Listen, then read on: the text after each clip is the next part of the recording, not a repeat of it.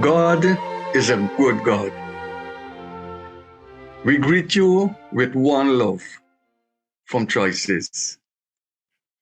We're together again praising the Lord.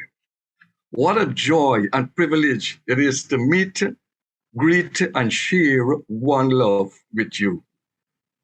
We want you to know, regardless of your religious persuasion or ethnicity, we respect and value you. As a matter of fact, we are all made in the image and likeness of God. We encourage you to stay tuned with us as we discuss a very important and troubling matter that is affecting our people, especially our youths. I say to parents and all guardians, please stay with us so that you will be able to gather important and relevant information that will be able to safeguard your children and youths. Choices will continue to be with you in order to help and bring you updated and very, very important things that are happening today. Again, we say we love you. This is Choices. God bless you and God continue to bless beautiful Guyana. Thanks for staying with us. Our children are the most valuable resource that we have. And therefore, it is important that we do everything possible to protect them, to make sure that they are properly nurtured so that they could add to the sustainable development of our country that we are constantly seeking. If we allow our children to experience abuse, particularly as it relates to drugs, we are talking about a group of persons who could be rendered not competent to add value to our society and to their own lives and by extension to society. Of recent, we have had cases where we heard children being caught with drugs that are considered to be illegal. And we don't want our children to be exposed to that kind of situation. So a campaign is on, and this program is part of the campaign to bring light to our parents and to our students about the adverse effects and conditions that the use of illicit drugs could have on their bodies. At this time, we want to caution parents to be integrally involved in the education of their children, particularly as it relates to what they eat, what they drink, and how they secure themselves. And I'm sure we'll talk more about some of those issues in the program as we consider some recommendations and we examine the problem. Gentlemen. Well, we on this program, we have grandfathers, we have great grandfathers, we have fathers, we have uncles, we have brothers, we have godfathers, and we have sons. We are concerned. As a grandfather, I can't claim to have my finger on the pulse on every topic in the country. But I'm very concerned, as we just heard from Dr. Hudson, about the value of our children, those little ones. They are our most important resource. One observant father had just brought his daughter home from school, secondary school. And the person who told the story was the grandfather, who was having whether dinner or an early meal. And the child came and the perfunctory hug and hello.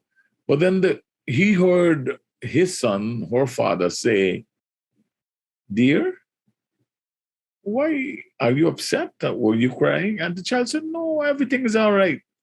But the father insisted, what's the problem? Put your bag down, and a discussion ensued. Well, the trial described the vigilance of our teachers, along with some other uh, resource personnel from the school system who came and visited her class. The end result, several children in the class had on their person and in their possession these designer pills. I think that is a way of describing them.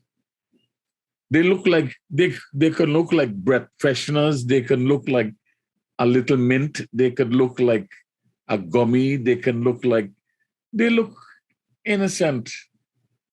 But in our preparation for this program, well, let me speak for myself. I was informed by our younger panelists that this thing is very dangerous.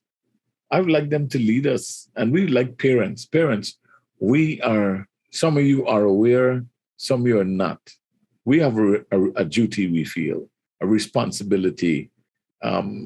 Take a seat. Put the adults in the room, invite them, call a friend. Let's listen to this program. Let's get your children and let's talk about this.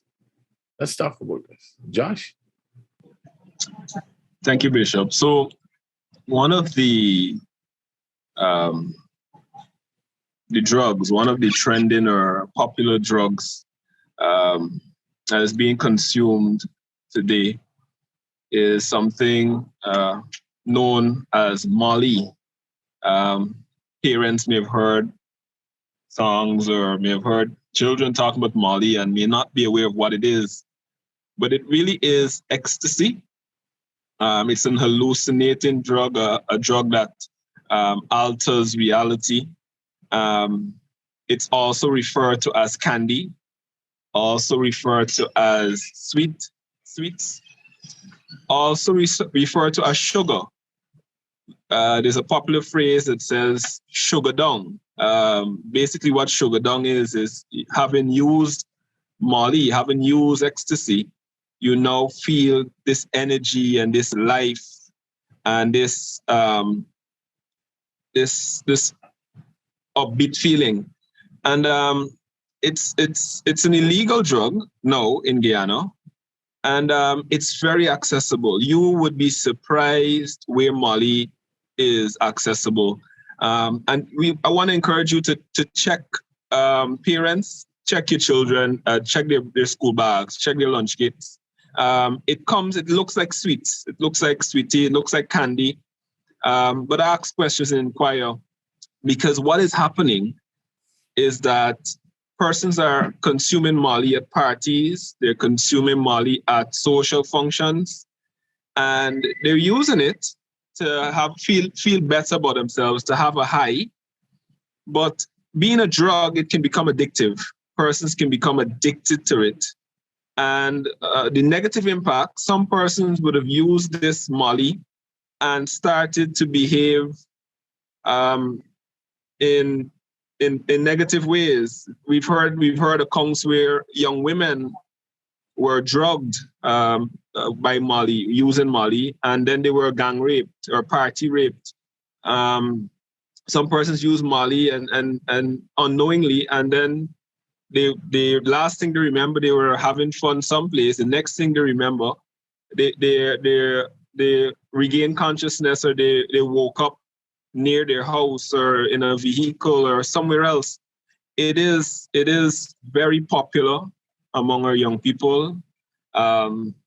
It's really taking the market by storm. And while there are some persons using it to enjoy life, to party and to really feel good about themselves while partying, it is detrimental. It is addictive. it is dangerous. I know we didn't mention this before, but on the other side, persons who use Molly, some people who commit crime, they usually pop pills before they commit crime. And when they do so, there's usually nothing holding them back. They usually would commit extreme crimes because they're under the influence of this drug. So please, Limar? Yes, Pastor Joshua, I like how you put it, because in its name, we can look at it and we can derive the effects from its name, because ecstasy, it reduces rational thought and you no longer have self-control. Another effect of it increases energy and it heightens all of your sexual urges. So you might have a very well brought up young woman, your daughter is very well brought up, but because of what some of their friends may do, just spike their drinks, date rape and what's not. And you find that this girl who normally would have self-control, her sexual urges are heightened. And so someone that she may not like, she may put herself onto that person because there's no inhibition or anything of the sort. And so it gives a sense of it increases and induces euphoria. So you're no longer thinking about your stress at home. So you'd be like, my mom, she's always overprotective, let me go do something foolish or what's not. So this drugs, you might say, oh, well, it's just a tiny pill. It has no effects or anything of the sort, but it's quite dangerous in its effects. And we should definitely take note of it. And Pastor Joshua mentioned the fact that when these young men, they go commit crimes, they usually use these Molly or ecstasy because they have no feeling, they have no regrets after, because this is like a stimulant. This drugs just loses all self-control and what's not. And so we'd find normal young men who would rationally think out something, they would just go for it because, well, yeah, all the self-control gone.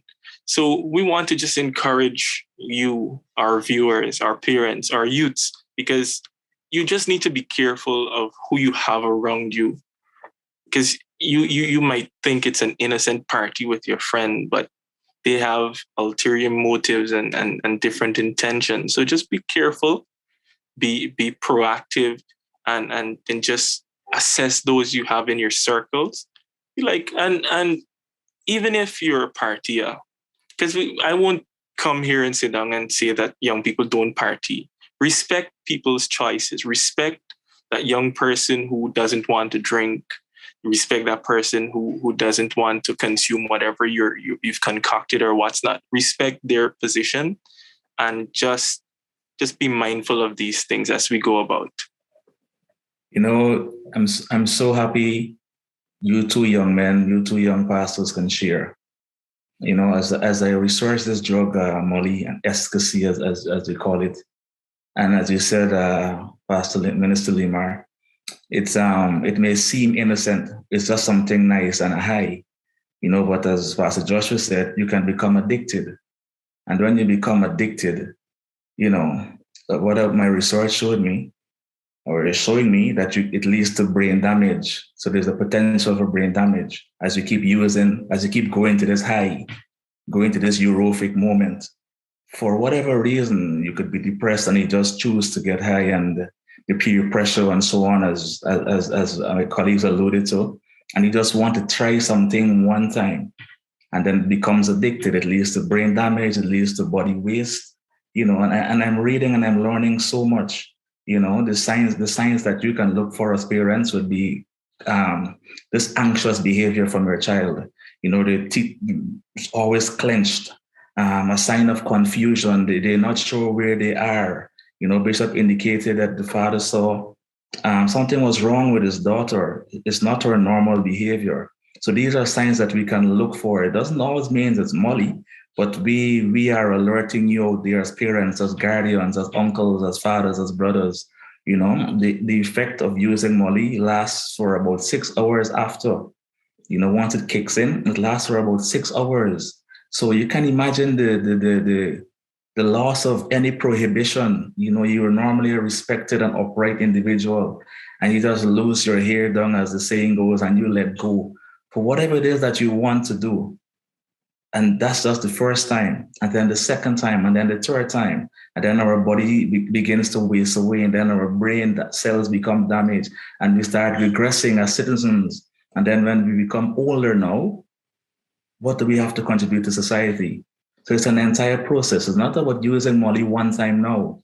It's the potential, the futuristic effects that it could have on our youths, or a 17-year-old or 18-year-old, you know, or 20-year-old on this program. They found it difficult to relate because they couldn't understand until they began finding out and asking. So we're sharing with you, Ecstasy and Molly, it is a dangerous drug. Look for the signs. Look for them.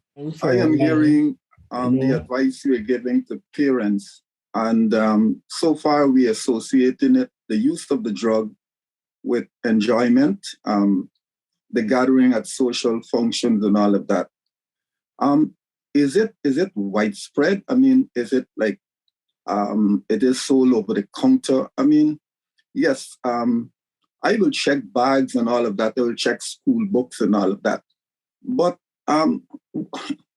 where else can I look? I mean, it's only in the bags I'll find it. Where else? Is it sold? Is it legal? Is it illegal? I mean, help us. I'm a grandfather and I want to be advised also. Dr. Lee, I'm glad that you asked this question because it is not legal. It has been added to the prohibited substance under the Narcotic Control Act.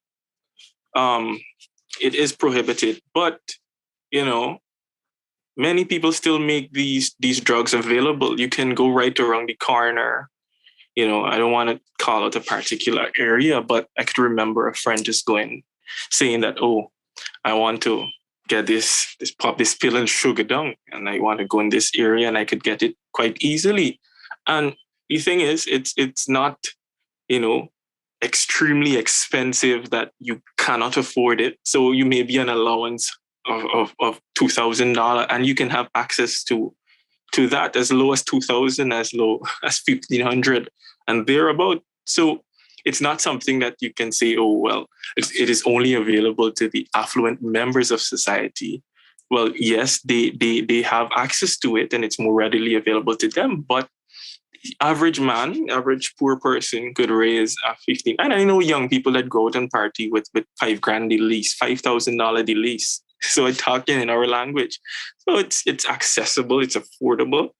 And this begs for the intervention of our police force and those in authority, because you know they need to help clamp down on the availability and the accessibility of these said drugs. So that's a very good observation, Dr. Lee. You know, and added to what Dr. Lee mentioned and the question asked by Brother Millie, I'll let you know, Molly is sold as cheap as $500. You can get Molly $500. And Dr. Lee, wherever there's a social gathering these days, wherever there's a party, wherever there's a hang or stuff like that, you could bet that Molly is somewhere nearby and quite accessible. So added to the school bag, checking and stuff like that, we need, as responsible parents, as responsible siblings, to be conscious of the environment in which our young people, our children, those that concern us, they are found or they're socializing. You know, I'd go as far as to say Molly is not as accessible as weed and cocaine, though those things are accessible. Because of the form it takes, because of the innocent form it takes, looking like candy, looking like sweets, it's very difficult to detect. You could tell weed, you see the leaf-like stuff, the grass-like stuff, that's weed. Cocaine, you see the powder stuff. And while Molly does come in the powdered version, it's more in a tablet form, it's more in a sweet form, a candy form. And so that makes it difficult to detect when compared to cocaine and weed. The drug ecstasy has been around for a while. What is interesting is how it is being branded now and the market that is being sought after. and the market is our children and our youth, when you can find ecstasy as a tablet, like a vitamin C tablet, and it marks KISS, and marks things like it is just for you. It looks very, very innocent. And I guess what we do here today is twofold. One, bringing the awareness of its popularity among our children and our youth. And I can call schools of incidences of where students were caught peddling that kind of drug among their colleagues. And for them to do that, they must be getting some kind of support from some adult member. So while we bring that awareness, there must also be a measure of control. And that control, I think, has to come from two levels, from the parents and from the state. We just can't allow our children to go like that. And I emphasize that because I know of a particular case where from this drug, it led to the use of marijuana. And from the use of marijuana, it led to drug rehabilitation. So it is not as simple as we may look at it and, oh, it's just a drug that brings excitement, it brings addiction, and it leads to harder stuff. And so the seriousness must be observed, and the protection of our children must be our responsibility. I was wondering whether the use of these drugs, whether they are feeder or they are an end in themselves.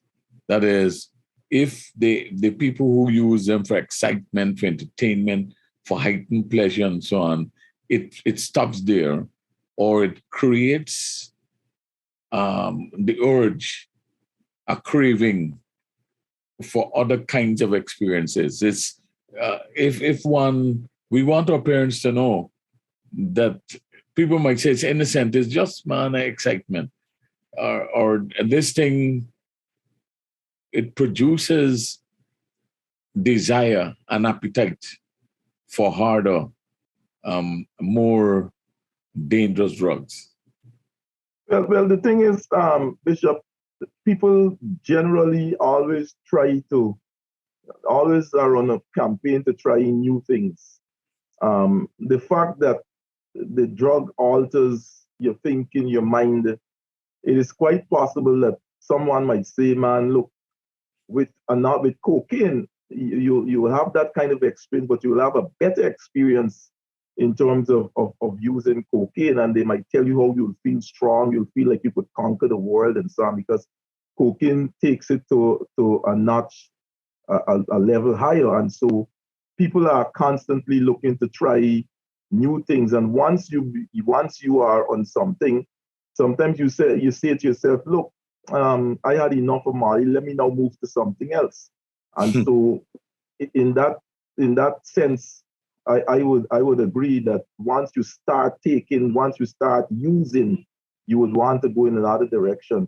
I would also want to add that for us to beat this thing, because it might not be pervasive in the school system by nature of research, but what I do know is that once something is present, if you do not deal with it, it could become pervasive and widespread. And so it is against that background I want to commend the legal system for adding the Molly as part of the illicit drugs, because there were cases where students, persons, children, adults caught with it, nothing could have happened to them. Well, now the police could take action. So those who want to push it must know now that they could find themselves against the court and find themselves in prison. I want to say to parents also, let's tell your children, walk with their own water.